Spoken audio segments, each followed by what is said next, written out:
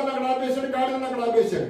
ఇప్పుడు కట్టెలు ఆ ఇస్సాకు నెత్తి మీద పెట్టాడు, కావాల్సిన సామాగ్రి పెట్టుకుని ఇద్దరు తండ్రి కొడుకులతో నడుచుకుంటూ వెళ్ళిపోతున్నారు. హల్లెలూయా. ఇప్పుడు ఇస్సాకు వచ్చింది డౌట్. హల్లెలూయా. ఇప్పుడు ఇస్సాకు అడుగుతున్నాడు ఏమని? ఇస్సాకు తన తండ్రి అయిన అబ్రాహాముతో నా తండ్రి అని పిలిచాను. అందుకతడు ఏమి నా కుమారుడా అన్నాడు. అప్పుడు అతడు నిప్పును కట్టెలను ఉన్నవి గాని దహన బలికి గొర్రె పిల్ల ఏది అని అడిగగా. హల్లెలూయా. హల్లెలూయా.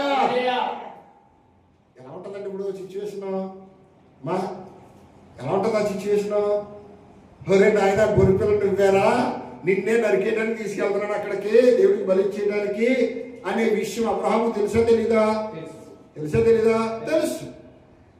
ఇప్పుడు డౌట్ వచ్చి, నాన్న కట్టెలు ఉన్నాయి, నిప్పు ఉంది, నీరు ఉంది, అన్నీ ఉన్నాయి, మరి గొర్రె పిల్ల ఏది అని డౌట్ వచ్చి ఇప్పుడు కుమారుని అడుగుతున్నాడు.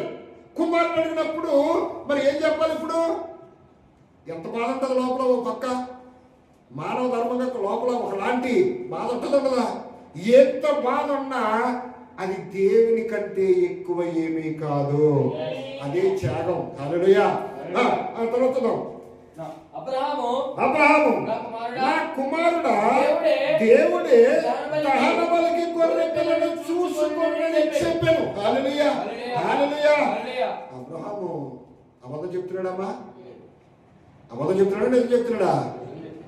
కానీ దేవుడే ఈ కార్యాన్ని చేయబోనుకున్నాడు కాబట్టి ఖచ్చితంగా ఏది జరిగినా దేవుడి చిత్తమనే విశ్వాసంతో అబ్రహాం ఉన్నాడు కాబట్టి ఓ పక్క ఏమి చేసినా సమస్తము యెహోవా ఈరే అనే ఒక విశ్వాసంతో నమ్మకంతో ముందుకెళ్ళిపోతున్నాడు.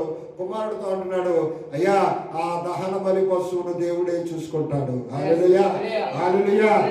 త్వరగా అలాగూ వారిద్దరు కూడి వెళ్ళి దేవుడు అతనితో చెప్పిన చోటికి వచ్చినప్పుడు అబ్రహాము అక్కడ బలిపీఠము కట్టి కట్టెలు చక్కగా పేర్చి తన కుమారుడు ఇస్సాకును బంధించి ఆ పీఠముపై ఉన్న కట్టెల మీద ఉంచాను. హల్లెలూయా.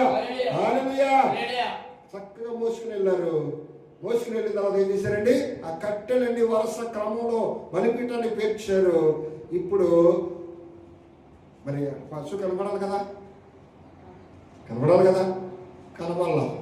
చక్కగా ఒక ఆర్డర్లో అన్ని పేర్చేశారు. దేవునికి మహిమ కలుగుతుంది. ఒక ఆర్డర్లో అన్ని పేర్చేసిన తర్వాత చూడండి, అప్పుడు అబ్రహాము తన కుమారుని వధించుటకు